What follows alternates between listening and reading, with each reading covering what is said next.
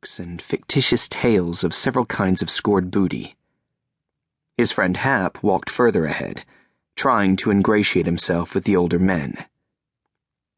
It was more than a little unwise to be wandering the wastes with a band of brigands, but Palmer was a sand diver.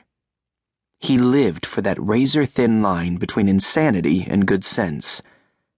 And besides, these braggarts, with their beards and foul odors, were offering a month's pay for 2 days of work.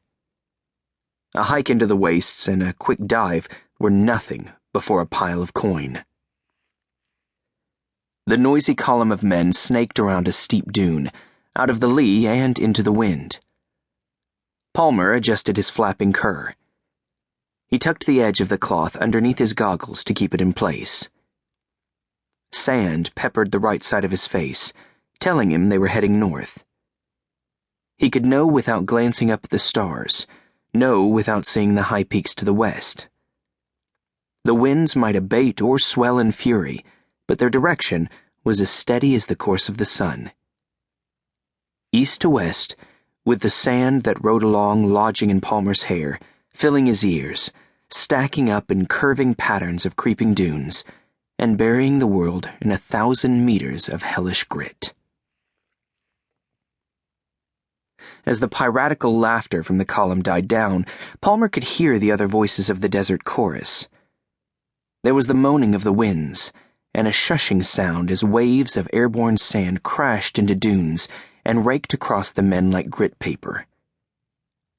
Sand on sand made a noise like a hissing rattler ready to strike.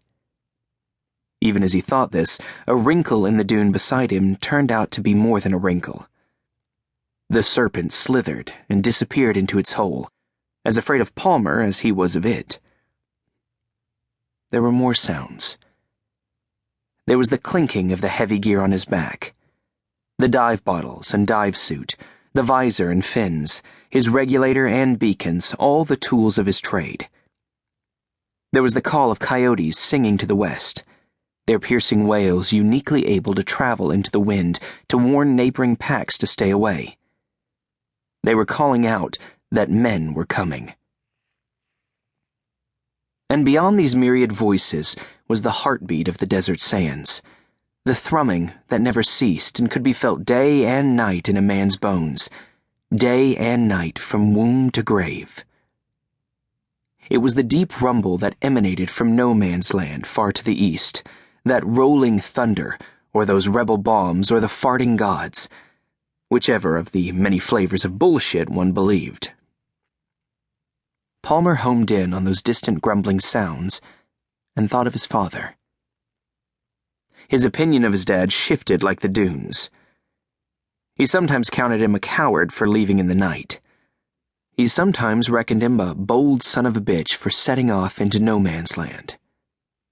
There was something to be said for anyone who would venture into a place from where no soul had ever returned. Something less polite could be said about an asshole who could walk out on his wife and 4 kids to do so. There was a break in the steep dune to the west, an opening in the sand that revealed a wide patch of star-studded sky.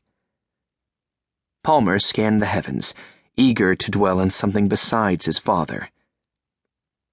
The ridgeline of the impassable stone mountains could be seen even in the moon's absence. Their jagged and daunting edge was marked by a black void where constellations suddenly ended. Someone grabbed Palmer's elbow. He turned to find that Hap had fallen back to join him. His friend's face was underlit by the dive light dangling from his neck, set to dim. "You aiming for the strong and silent type?"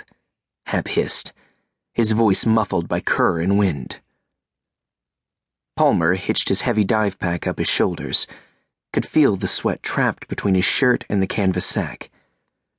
"I'm not aiming for anything," he said, just lost in thought. "All right, well, feel free to cut up with the others, huh? I don't want them thinking you're some kind of psycho or nothing." Palmer laughed. He glanced over his shoulder to see how far behind the next guy was and which way the wind was carrying their words. "Really?" he asked. "Because that'd be kind of boss, don't you think?"